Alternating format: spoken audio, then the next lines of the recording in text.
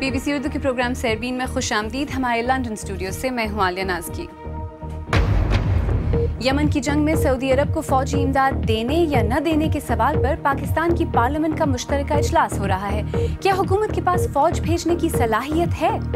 Capacity آپ چھوڑ دیجئے، کیپیسٹی ہمارے اللہ تعالیٰ نے بہت کیپیسٹی دی ہے. بے شمار چیزیں ٹیکنیکل جو آپ کی سمجھ میں نہیں آنے والی ہے.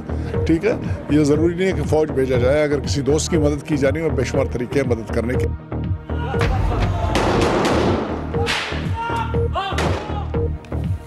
شام کے دارالحکومت دمشق کے علاقے یارموک پر دولت اسلامیہ نے مکمل قبضے کا اعلان کیا ہے. صدر اسد کی وفادار فوجوں کی علاقے پر بمباری جاری. اور دیکھیے تبتی اوپرا انڈیا میں کہ جسے جلاوطنی میں 20 برس مکمل ہوئے ہیں.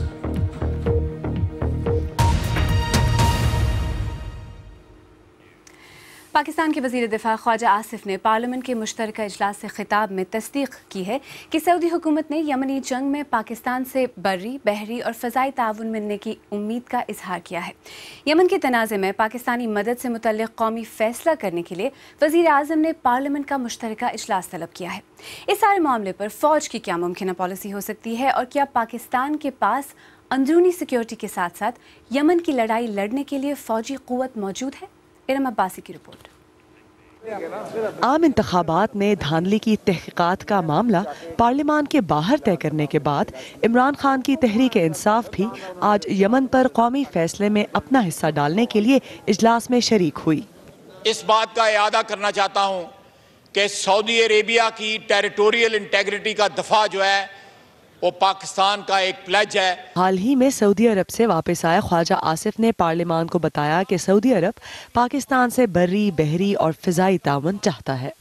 وزیر اعظم پاکستان نواز شریف کے سعودی عرب کے ساتھ نہ صرف ملکی سطح پر بلکہ ذاتی تعلقات ہیں، جس کی وجہ سے وہ بظاہر مشکل میں نظر آتے ہیں کیونکہ عوامی رائے یا بیشتر رکن پارلیمان یمن میں پاکستانی افواج بھیجے جانے کی مخالفت کر رہے ہیں.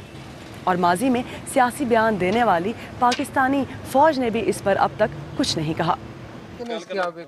حکومت کے مطابق 1,72,000 فوجی اس وقت پاکستان کی سیکیورٹی پر مامور ہیں.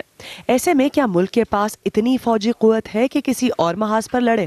کیپیسٹی آپ چھوڑ دیجئے، کیپیسٹی ہمارے اللہ تعالیٰ نے بہت کیپیسٹی دی ہے. بے شمار چیزیں ٹیکنیکل جو آپ کی سمجھ میں نہیں آنے والی ہے. ٹھیک ہے، یہ ضروری نہیں ہے کہ فوج بھیجا جائے. اگر کسی دوست کی مدد کی جانی ہو، بے شمار طریقے ہیں مدد کرنے کے. لیکن ANP کا موقف اس سے مختلف ہے. ایک تو ہمارے ابھی کیپیسٹی ہے ہی نہیں، لیکن کیپیسٹی کے علاوہ اگر ہماری کیپیسٹی ہوتی بھی، ہمارے فوج وہ انگیج نہ بھی ہوتا، ہمیں کیا ضرورت ہے دوسرے ملکوں کے معاملات میں مداخلت کرنا؟ کیا ہم کوئی کرائے کے فوجی تو نہیں ہے؟ پاکستان پر طویل عرصے تک حکمرانی کرنے والی پاکستانی فوج بھی سعودی حکام کے قریب سمجھی جاتی ہے. اس لیے بعض ماہرین کے بقول ان کی رائے کے بغیر فیصلہ مشکل ہے، مگر وہ بظاہر اس مسئلے سے خود کو دور رکھنے کی پالیسی پر عمل پیرا ہے. ارم عباسی، BBC نیوز، اسلام آباد. اسی بارے میں مزید بات کرنے کے لیے اس وقت اسلام آباد سے ہمارے ساتھ براہ راست موجود ہیں دفاعی تجزیہ کار ریٹائرڈ بریگیڈیئر سعد محمد. بریگیڈیئر صاحب، سیربین میں خوش آمدید. پارلیمنٹ کا جوائنٹ سیشن تو چل رہا ہے، لیکن فوج کی اس بارے میں کیا سوچ ہے؟ میرے خیال میں فوج کی جو قیادت ہے وہ دو چیزوں کے اوپر ان کی نظر ہوگی. ایک جو پاکستان ہتھیار وغیرہ خریدتا ہے اس کے لیے زر مبادلے کی ضرورت ہوتی ہے، اور وہ سعودی عرب ایک ایسی جگہ ہے جہاں سے پاکستان کو فوراً مدد مل جاتی ہے. دوسری پاکستان کی معیشت ہے، اس میں بھی فوج کی بہت دلچسپی ہے، اور سعودی امداد کے بغیر پاکستان معیشت جو ہے وہ بہت کمزور ہو جاتی ہے. اور تاریخ میں اگر آپ دیکھیں جب بھی پاکستان میں کولیپس سچویشن آئی ہے اس وقت سعودی عرب نے آپ کو بیل آؤٹ کیا ہے، آپ کو اس مشکلات میں سے باہر نکالا ہے. تو میرے خیال میں فوج کا کوئی مثبت اس کے اوپر رائے ہوگی، اور وہ میرے خیال میں اس میں حامی بھریں گے کہ فوج کے کچھ نہ کچھ دستے جو ہیں وہ سعودی عرب روانہ کیے جائیں. اچھا بریگیڈیئر صاحب، عموماً اس طرح کے فیصلے فوج کی رضامندی کے بغیر نہیں ہوتے، تو کیا اس کا مطلب یہ ہے کہ حکومت اور فوج کے درمیان ایک انڈرسٹینڈنگ ہے، کوئی بات طے پا گئی ہے؟ بالکل، میرے خیال میں فیصلہ تو ہو چکا ہے. ابھی صرف پارلیمان میں اس کے اوپر ایک ڈیبیٹ ہو رہا ہے، اور یہ اچھی بات ہے کہ ڈیبیٹ ہو، ادھر سے کچھ باقی جو پارٹیاں ہیں ان سے رائے لی جائے، اور تاکہ ایک متفقہ قسم کا ایک فیصلہ ہو سعودی عرب میں فوج بھیجنے کا. تو بالکل فوج اور میرے خیال میں سیاسی قیادت اس وقت جو حکمران ہے وہ ایک پیج پہ ہیں. لیکن بریگیڈیئر صاحب اس وقت پاکستان کی جو اندرونی صورتحال ہے، دونوں سرحدوں پہ فوج مصروف ہے، اندر کی سیکیورٹی صورتحال بھی کشیدہ ہے، تو فوج کس حد تک ابھی اور اسٹریچ کی جا سکتی ہے اگر آپ یمن بھی انہیں بھیجتے ہیں تو؟ بالکل آپ کی بات صحیح ہے. اس وقت فوج جو ہے وہ بہت زیادہ جو ہے قبائلی علاقوں میں اور باقی ملک میں بھی پھیلی ہوئی ہے، اور وہ انٹرنل سیکیورٹی ڈیوٹیز کر رہی ہے. اوپر ہند کے ساتھ جو بارڈر ہے اس کے اوپر بھی بہت کشیدگی ہے. لیکن کچھ نہ کچھ تو پاکستان کو کرنا پڑے گا وہاں پر. یہ نہیں ہے کہ ہم براہ راست جو ہے وہ یمن کی جنگ میں کود پڑیں. پاکستانی افواج کو کسی حالت میں بھی یمن کے اندر داخل نہیں ہونا چاہیے، اور میرے خیال میں یہ پاکستانی جو قیادت ہے فوجی وہ بھی اس کے اوپر یہ پابندی لگائے گی کہ وہ اندر نہیں جائے گی یمن کی. اگر مدد دی جائے گی تو آپریشنلی اس کا مطلب کیا ہوگا پاکستان کے لیے؟ اس کے لیے یہ ہوگا کہ جی ایک تو علامتی ہے کہ باقی خطے کے جو ممالک ہیں کہ یہ ہمارے ساتھ بہت ملک ہیں، ان کی فوجی امداد ہمیں حاصل ہے. اور دوسرا یہ ہے کہ اگر یہ صدرن سعودی عربیہ میں وہاں پر تعینات ہوتے ہیں تو اگر سعودی اسٹیٹ کو کوئی خطرہ ہے، اور جو پاکستان کے لیے بڑی اہم بات ہے، سعودی اسٹیٹ موجودہ حالت میں رہنا چاہیے پاکستان کے لیے، تو میرے خیال میں وہ ایک اسٹیبلٹی کا فیکٹر ہوگا. وہ اپنے اسٹریٹجک ایفیکٹس جنریٹ خود کرتا ہے، اور پھر کسی کو اگر سعودی عرب میں داخل ہونے کی اگر ان کی کوئی پلان وغیرہ ہے تو وہ اس کو ختم کیا جا سکتا ہے. جی، اسلام آباد سے بریگیڈیئر سعد محمد ہم سے بات کرنے کا بہت شکریہ. آئیے اب دیکھتے ہیں کہ اس بارے میں ہمارے سوشل میڈیا صفحات پر کیا کہا جا رہا ہے. امجد ندیم کراچی سے لکھتے ہیں، ہم بھی 12 سال سے جنگ لڑ رہے ہیں، ہمارا ساتھ کس نے دیا؟ پاکستان میں جو آگ لگی ہے اس کا ایندھن سعودیہ اور ایران فراہم کر رہے ہیں. ہاشم خان راول پنڈی سے لکھتے ہیں، پاکستان کو ثالثی کا کردار ادا کرنا چاہیے، نہ کہ کسی کی سائیڈ لی جائے. اور دعا خان لکھتی ہیں، ہمیں وہ غلطی نہیں کرنی چاہیے جو مشرف اور ضیاء الحق نے کی تھی. اور اب کچھ مختصر خبریں. کینیا کی ایئر فورس نے صومالیہ میں شدت پسند تنظیم الشباب کے ٹھکانوں پر بمباری کی ہے.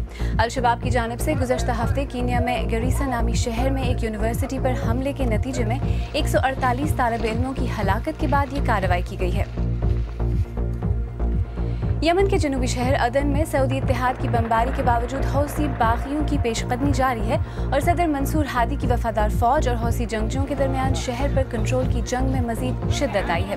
دوسری جانب انٹرنیشنل ریڈ کراس کے 2 طیارے آج امدادی سامان لے کر یمن کے دارالحکومت صنعا پہنچ رہے ہیں. انڈیا نے اپنا پہلا ایئر کوالٹی انڈیکس شروع کیا ہے، جس کے ذریعے آلودگی کی سطح کے بارے میں فوری معلومات مل سکیں گی.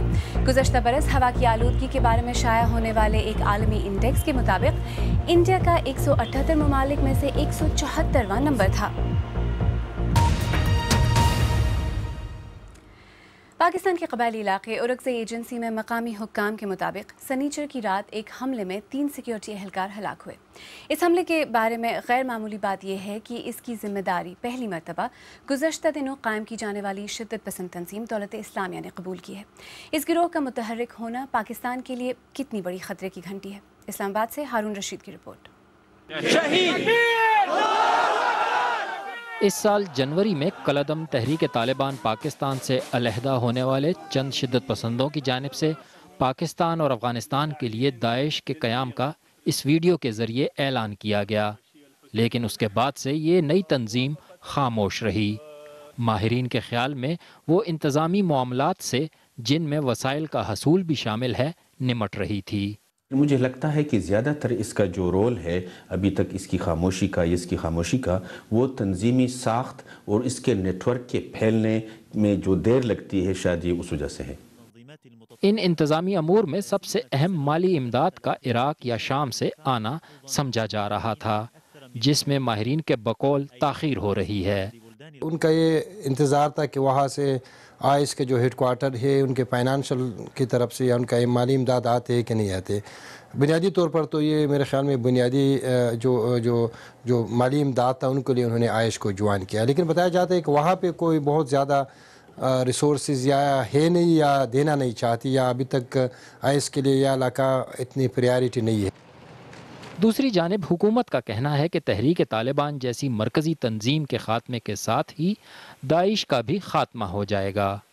اگر آپ اس کو طالبان کی تھریٹ کو کنٹین کر لیتے ہیں، ایلیمنیٹ کر لیتے ہیں، تو میرے نہیں خیال کہ کوئی اور انفیکشن یہاں پہ پنپ سکے گی. آپ جو بھی نام دے لیں، یہ لوگ تو ایک ہی ہیں نا. शिद्दत पसंदी के डसे हुए पाकिस्तान के लिए माहिरीन के बकौल बेहतर यही है कि वो इससे आगाज़ से ही निमटे, वरना ये तंजीम शिद्दत पसंदी से मुतासरा इलाकों में फैल सकती है। हारून Rashid, BBC news, Islamabad.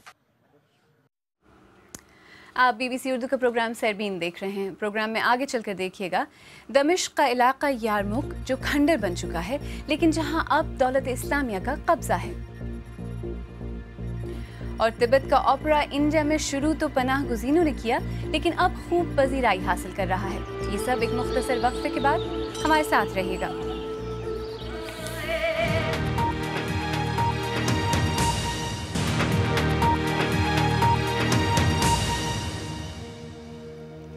BBC Urdu के प्रोग्राम सरबीन में एक बार फिर खुशामदीद। मैं हूँ आलिया नाज़की।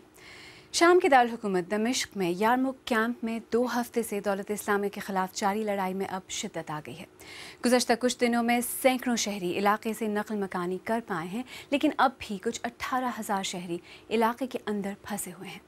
अक़वाम मुत्तहिदा ने तमाम फ़रीक़ैन से अपील की है कि 2 बरस से महसूर इस कैंप में लड़ाई को ख़त्म किया जाए। पॉल वुड की रिपोर्ट पेश कर रहे हैं Hussain Askari. This is the civil war. खाना जंगी के अंदर एक और खाना जंगी। जिहादी जंगजू दमिश्क के इलाके यारमुक कैंप पर अपनी गिरफ्त मजबूत कर रहे हैं। दौलत इस्लामिया की इस वीडियो में उनका दावा है कि उन्होंने मुखालिफ ग्रुप पर मुकम्मल फतह हासिल कर ली है। दौलत इस्लामिया शाम के दारुल हुकूमत के इतने करीब पहले कभी नहीं आई।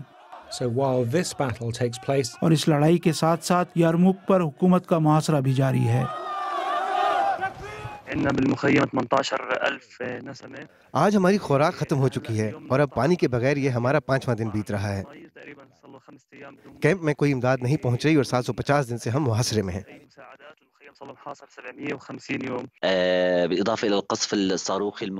हुकूमत यारमुक पर मुसलसल फ़ज़ाई हमले और बैरल बम गिरा रही है, जिनमें सैकड़ों लोग ज़ख्मी हुए हैं। सड़कों पर लाशें बिखरी हुई हैं और हम दौलत इस्लामिया के डर से उन तक नहीं पहुंच सकते। government rockets arc over Damascus. Shami हुकूमत दमिश्क से यारमुक पर रॉकेट दाग रही है। दौलत इस्लामिया अब सदारती महल से सिर्फ 2 मील दूर है। हिज़्ब इख्तिलाफ के कारकुनान का शामी हुकूमत पर इल्ज़ाम है कि वो अपने मकासद के लिए दौलत इस्लामिया को इतने करीब आने दे रही है ताकि वो इस बात का फ़ायदा उठाकर दीगर बागियों को ख़त्म कर सके। वजह जो भी हो, मुतासरीन की तकालीफ से कोई इनकार नहीं कर सकता। अक़वाम मुत्तहिदा बार बार जोर दे रही है कि वो लड़ाई ख़त्म करें। यारमुक के लोग ज़्यादातर फ़लस्तीनी पनाह गुज़ीन हैं और वो एक बार फिर नकल मकानी करने पर मजबूर हो गए हैं, इस बार लबनान की तरफ। When refugees first started coming here to Lebanon, जब फ़लस्तीनी पनाह गुज़ीन शुरू में लबनान आए थे तो सदर बशार अल असद की मुखालिफ फ्री सीरियन आर्मी हुकूमत से लड़ रही थी। the conflict is increasing. अब हुकूमत की पूरी तवज्जो दौलत इस्लामिया से लड़ने पर है। कई लोगों का कहना है कि सदर असद को अब अपना असली दुश्मन मिल गया है। मगरबी हुकूमतें गुज़िश्ता 4 बरस से असद हुकूमत को गिराना चाह रही थीं, लेकिन अब शायद उन्हें सदर के साथ सौदा करना पड़े। Paul Wood, BBC News, Beirut. और इस वक्त हमारी वेबसाइट bbcurdu.com पर आप जिन खबरों में दिलचस्पी ले रहे हैं उनमें PTI की वापसी पर पार्लियामेंट में मुआफ़ी मांगों के नारे की खबर बहुत पढ़ी जा रही है। इसके अलावा ये खबर कि सऊदी हुकूमत ने यमन जंग में पाकिस्तान से बर्री, बहरी और फ़ज़ाई मदद मांगी है भी आप खूब पढ़ रहे हैं। दहाइयों से इंडिया में ज़िंदगी गुजार रहे तिब्बती अफराद ने अपने विरसे और पहचान को हमेशा ज़िंदा रखने की कोशिश की है। उनकी तहज़ीब में रिवायती ओपेरा का एक अहम मकाम है और हाल ही में हिमाचल प्रदेश के इलाके धर्मकोट में शोतून नामी मेले का इनेकाद किया गया, जिसका मकसद जलावतनी में तिब्बती ओपेरा के 20 साल का जश्न मनाना और इस रिवायती ओपेरा को फ़रोग़ देने की कोशिश करना था। धर्मकोट से सुमिरन प्रीत कौर की रिपोर्ट। 1959 में जब चीन ने तिब्बत पर कब्जा किया था तो नांगा लामू तिब्बत से भारत अपने खानदान के साथ आई थीं। उस वक्त वो महज 5 साल की थीं।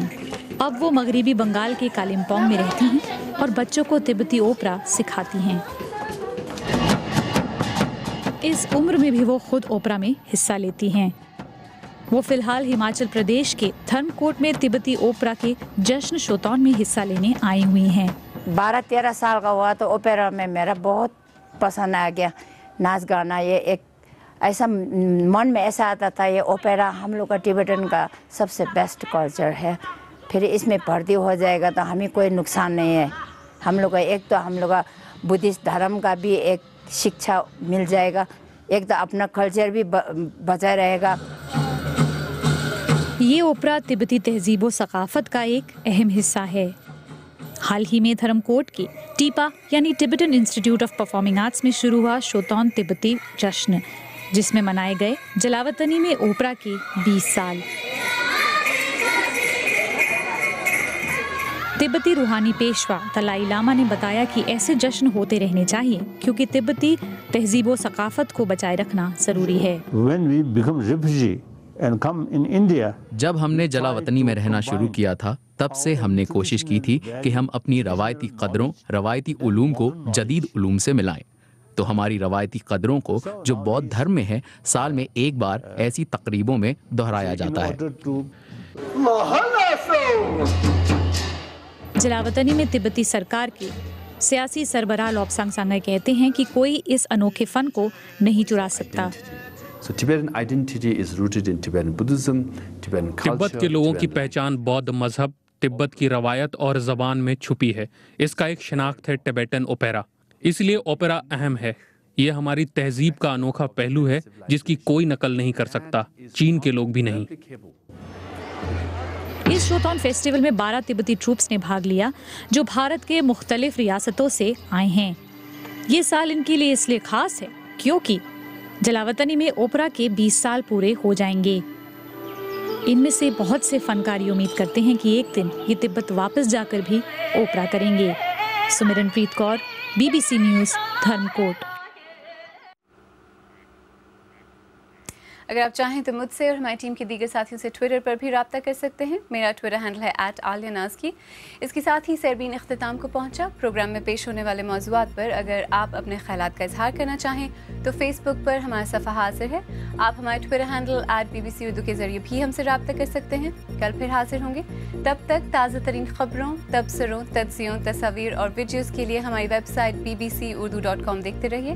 आलियानाज़की को अब इजाज़त दीजिए।